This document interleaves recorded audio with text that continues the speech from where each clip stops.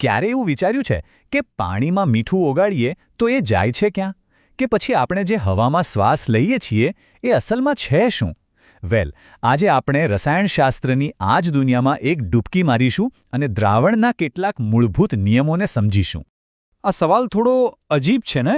એક બાજુ પ્રવાહી, બીજી બાજુ વાયુ અને ત્રીજું તો વળી ઘન. આ ત્રણેયમાં સામાન્ય શું હોઈ શકે? કોઈ અંદાજ છે? જવાબ કદાચ થોડો નવાઈ પમાડે એવો છે. આ ત્રણેય વસ્તુઓ દ્રાવણ છે. અને આ જ આપણને લઈ આવે છે દ્રાવણના પહેલા અને સૌથી અગત્યના ગુણધર્મ પર. દ્રાવણ એ એક સમાંગ મિશ્રણ છે. હવે આ સમાંગનો મતલબ શું? સિમ્પલ ભાષામાં કહીએ તો એવું મિશ્રણ જે પૂરેપૂરું એકરસ થઈ ગયું હોય. જેમ કે સરસ મજાની લસ્સી બનાવી હોય તો એકવાર બધું ભળી જાય પછી ખાંડ કે દહીં અલગથી દેખાય છે?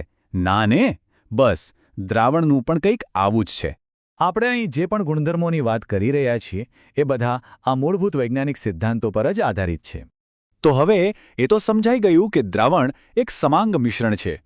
પણ ચાલો હવે એની પહેલી અને સૌથી ગજબની ખાસિયત જોઈએ, એના કણોનું કદ. દ્રાવણમાં જે કણો હોય છે એ એટલા બધા નાના હોય છે કે આપણે કલ્પના પણ ન કરી શકીએ. એમનો વ્યાસ 1 નેનોમીટરથી પણ ઓછો હોય છે. હવે આ કેટલું નાનું કહેવાય? વિચારો કે માથાનો એક વાળ કેટલો પાતળો હોય, તો 1 નેનોમીટર એના કરતાં પણ લગભગ લાખ ગણું નાનું હોય છે. ખરેખર ખૂબ જ સૂક્ષ્મ. અને બસ આટલા નાના હોવાને કારણે જ આપણે એમને નરી આંખે જોઈ શકતા નથી. થાય છે એવું કે પ્રકાશનું કિરણ સીધું એમની આરપાર જતું રહે છે. એ ક્યાંય અથડાતું કે વિખેરાતું નથી. એટલે તો આપણને દ્રાવણ એકદમ પારદર્શક દેખાય છે.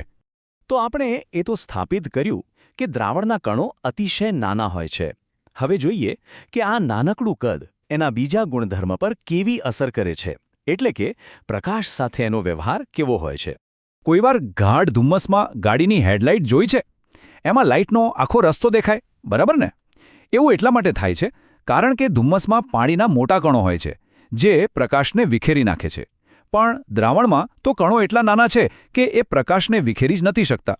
એટલે જ દ્રાવણમાંથી પસાર થતી લાઇટનો રસ્તો આપણને દેખાતો નથી. તો આપણે શીખ્યા કે દ્રાવણના કણો નાના અને અદૃશ્ય હોય છે. હવે છેલ્લા 2 ગુણધર્મો જોઈએ જે દ્રાવણને ખરેખર ખાસ બનાવે છે. એક તો એની સ્થિરતા અને બીજું કે એને ગાળી શકાતું નથી. ચાલો એક નાનકડો પ્રયોગ વિચારીએ. પાણીના 2 ગ્લાસ લઈએ, એકમાં રેતી નાખીએ અને બીજામાં મીઠું. શું થશે? રેતીવાળા ગ્લાસમાં થોડી વારમાં બધી રેતી નીચે બેસી જશે અને એને ગરણીથી આરામથી અલગ પણ કરી શકાય. પણ મીઠાવાળું પાણી?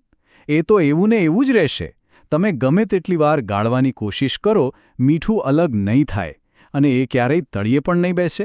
આ જ છે દ્રાવણની ખાસિયત. અને બસ આ જ ગુણધર્મો છે જે દ્રાવણને સ્થાયી એટલે કે એકદમ સ્ટેબલ બનાવે છે. તો ચાલો અત્યાર સુધી જે પણ સમજ્યા એને ફટાફટ એકવાર ફરીથી જોઈ લઈએ. તો ટૂંકમાં દ્રાવણ એટલે શું? પહેલું, એ એક સમાંગ મિશ્રણ છે એટલે કે બધું એકરસ. બીજું, એના કણો 1 નેનોમીટરથી પણ નાના છે એટલે અદૃશ્ય. ત્રીજું, એ પ્રકાશને વિખેરી શકતું નથી એટલે પારદર્શક. અને છેલ્લું, એ સ્થાયી છે અને એને ગાળી શકાતું નથી એટલે કે એનું મિશ્રણ કાયમી છે. તો હવે પછી જ્યારે એક કપ ચા પીતા હો કે પછી દરિયા કિનારે ઠંડી હવાનો આનંદ લેતા હો ત્યારે એક ક્ષણ માટે વિચારજો. આપણી આસપાસ આવા કેટલાય અદ્ભુત અને અદૃશ્ય દ્રાવણો છે જે આપણી દુનિયાને ચલાવી રહ્યા છે. એ દરેક જગ્યાએ છે અને ખરેખર ખૂબ જ મહત્વપૂર્ણ છે.